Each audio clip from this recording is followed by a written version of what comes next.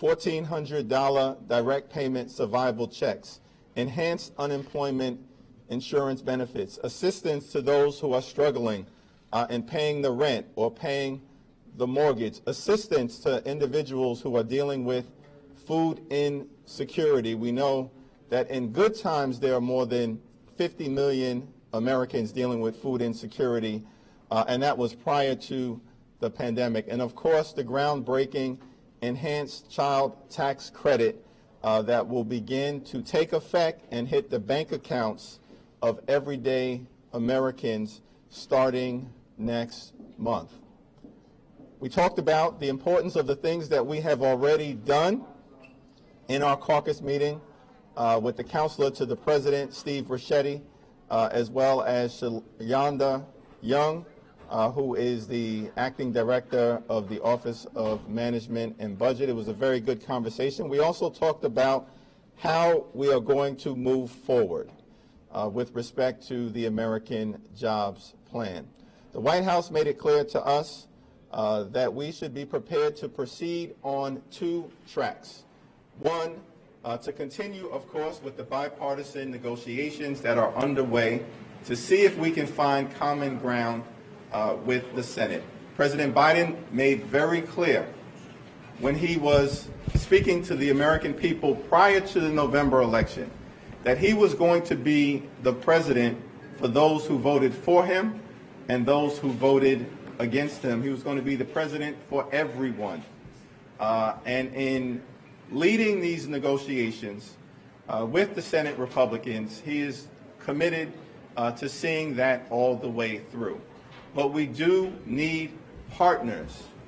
The American Jobs Plan is overwhelmingly popular with the American people. The American Families Plan is popular with the American people. And the Senate is either going to choose on the Republican side to work together with us to get things done to supercharge our economy, or they will choose the way of Mitch McConnell, which has consistently been obstruction today, obstruction tomorrow, obstruction forever. And if they choose the obstruction pathway, then we're prepared to do what is necessary to get the American Jobs Plan over the finish line. I now yield to our distinguished Vice Chair, Pete Aguilar. Thank you, Mr. Chairman. I want to commend the Chairman and the House Democratic Caucus staff for organizing this event and almost over 90 virtual events that we have done since the start of the pandemic. As the Chairman also heard from our colleagues, we've spent 3 weeks back home in our districts. And each and every time we meet with our constituents, we're talking about the importance of where we are, the importance of lower hospitalization rates, lower infection rates, and the role that the American Rescue Plan is playing in all of our communities. It is so helpful and so beneficial to their daily lives as they talk with us back home. That's what we heard from our colleagues as well. But our work is not done. As the Chairman mentioned, the American Jobs Plan, the American Families Plan, the presentation that we heard from the White House today, and a commitment to those goals, a commitment to those policies is so important in how we advance the economic agenda that moves this country forward. So with that, the Chairman will take questions. We did not, I want to just answer the first question here. We did not color coordinate today intentionally. So with that, Mr. Chairman. Although our outfits did kind of work out. So. What is your sense from what you hear about the bipartisan negotiations at this point? Give us your mind share on what you think of them so far, what you think of the substance. Well, Speaker Pelosi made clear, I think on Sunday, that we're assuming that our Republican colleagues are operating in good faith in terms of trying to do what is necessary to invest in our infrastructure, which is crumbling. Our bridges, our roads, our tunnels, our airports, our mass transportation system, our water and sewage system, affordable housing, our public school buildings, all of which need investment and modernization. That's important. But of course, we've also been very clear as Democrats that we need to invest in the caring economy. We need to invest in human capital and infrastructure. We need to invest in home care, and of course in health care, and in elder care, and for those Americans who have traditionally been least left behind. And so we'll see how it proceeds. We'll operate under the assumption that our colleagues are operating in good faith, and we'll take it from there. Do you think that there should be one major package, $4 trillion, or this should be broken up? I think we should allow the process to proceed, as the Speaker has indicated, and that's what we're going to do. What do you think is the best way to get the votes to pass it? What would you say to those who are concerned that this is an expansion of the federal government and they're wary about that? What would you say to those people? Well, President Biden was very clear in advance of the November election when he was talking to the American people. He said that we are going to build back better.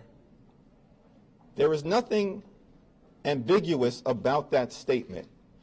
We're going to build back better. We're not going to return to normal, because prior to the pandemic, half the American people said they couldn't afford a sudden, unexpected $400 expense.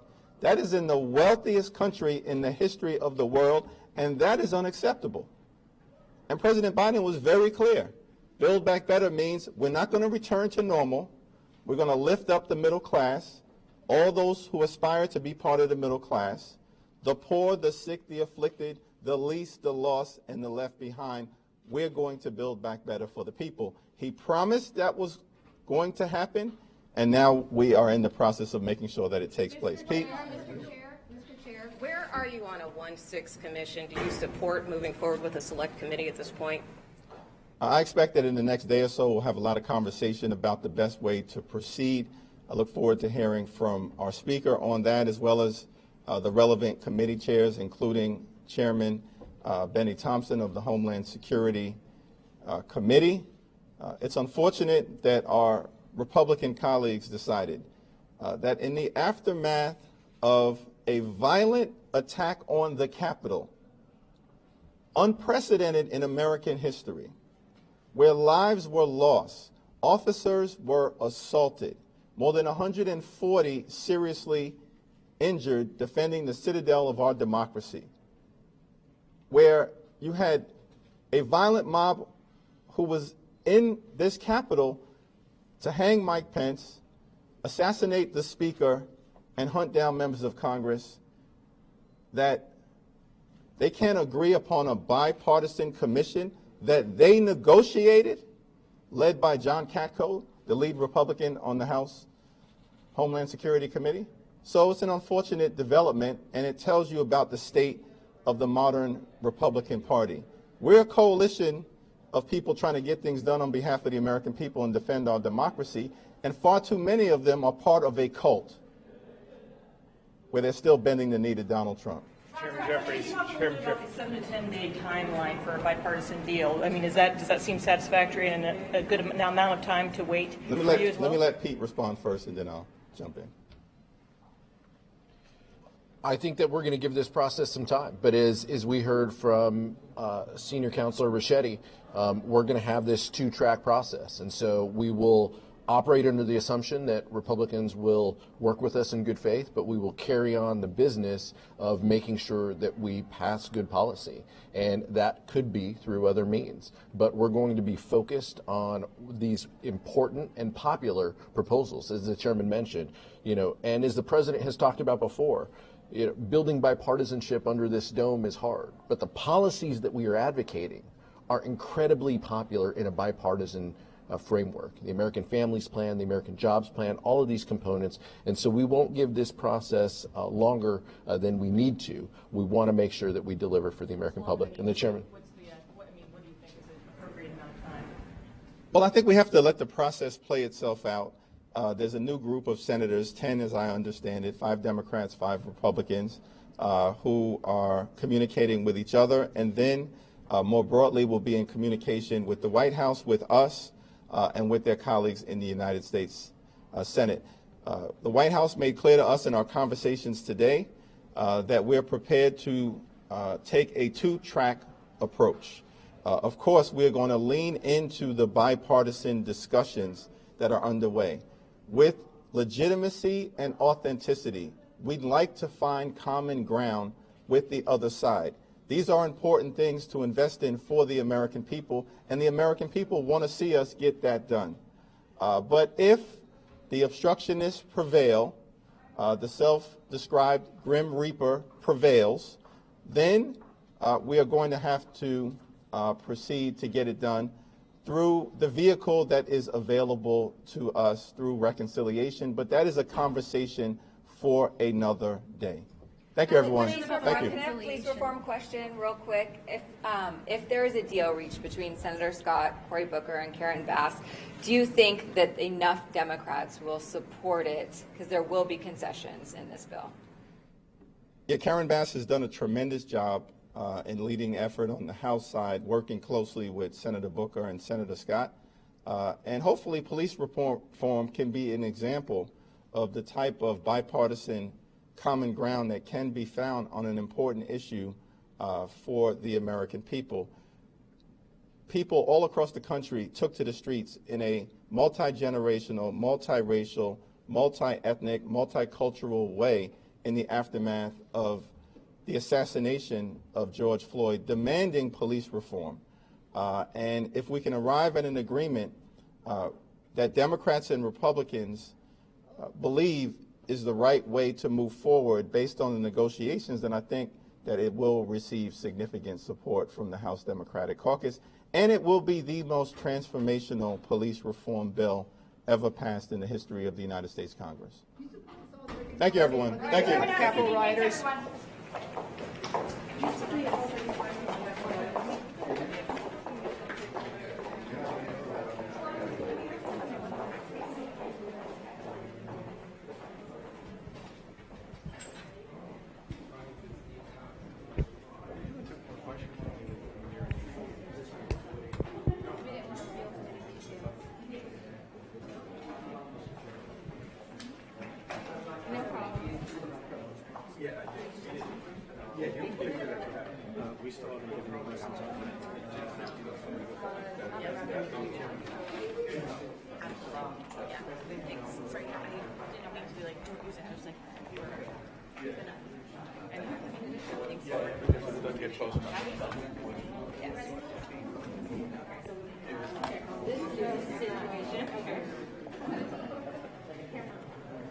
Yeah, thanks.